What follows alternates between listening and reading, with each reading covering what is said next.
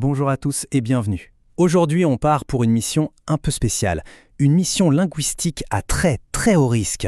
Notre objectif, maîtriser une structure grammaticale japonaise de niveau N1, mais dans des conditions extrêmes. Allez, la mission commence maintenant. Alors imaginez la scène, on est à des centaines de mètres sous la surface, à bord d'un sous-marin d'élite.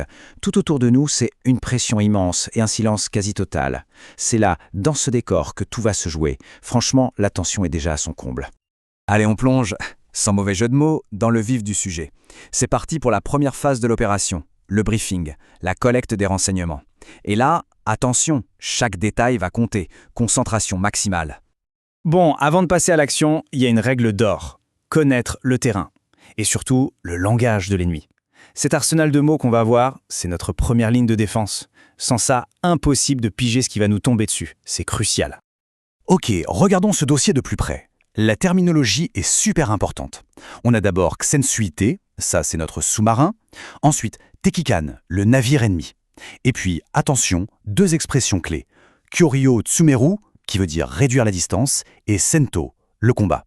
Retenez bien ça, chaque mot est une pièce essentielle du puzzle. Voilà, on a les infos, mais au fond de l'océan, tout peut changer en une fraction de seconde. Et c'est exactement ce qui se passe. On entre dans la phase vraiment critique, le moment où tout bascule, où une décision radicale va devoir être prise. Imaginez les bips du sonar qui s'accélèrent. Le Tekikan, le navire ennemi, il se rapproche, dangereusement. La Curie, elle ne cesse de se tsimmer. La distance se réduit, encore et encore. Le Sento, le combat, maintenant c'est inévitable. L'air dans le Suensuite devient lourd. Chaque seconde pèse une tonne. Là, le commandant se tourne vers son équipage. Le regard est grave. C'est fini. Plus d'échappatoire, impossible de faire marche arrière. Il doit donner un ordre. Mais ce n'est pas un choix, c'est une nécessité absolue. Alors la question est, comment est-ce qu'on exprime cette obligation, cette fatalité, en japonais?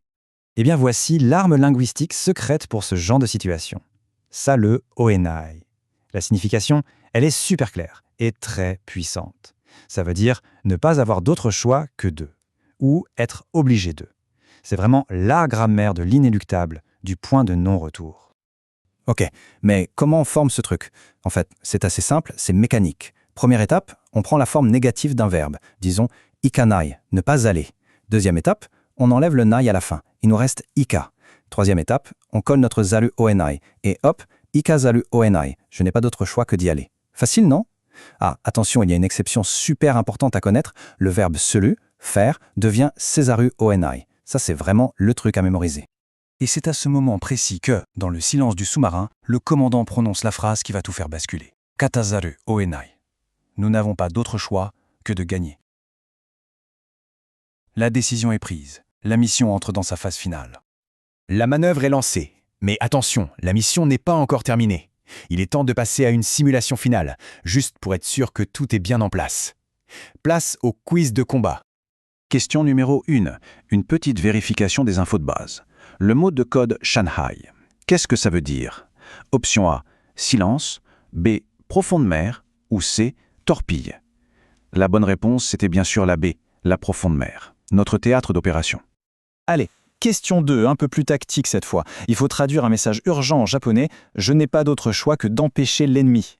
Alors comment on dit ça? Le verbe clé ici, c'est « fusegu », qui veut dire « empêcher ». Donc on prend sa forme négative, « fuseganai », on enlève le nai et on ajoute notre superstructure, ce qui nous donne « tekiyo fusegazaru o enai ». Parfait!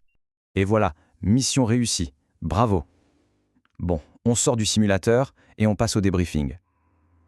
Alors, pourquoi cette structure de grammaire est si spéciale? En fait, on pourrait presque l'appeler l'astuce James Bond du japonais. Pourquoi? Parce qu'elle donne un poids, un côté dramatique immédiat à n'importe quelle phrase. Donc, pour résumer, le point clé à retenir, c'est ça. Zaru oenai est une structure de niveau N1.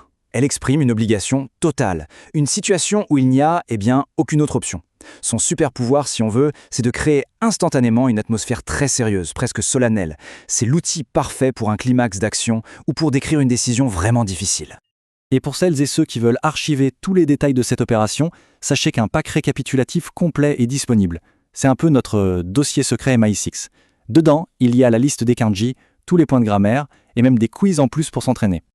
Voilà, mission accomplie. Une nouvelle arme, et une arme redoutable, vient d'être ajoutée à notre arsenal linguistique. La question maintenant, c'est quelle sera la prochaine mission? Restez à l'écoute. Fin de la transmission.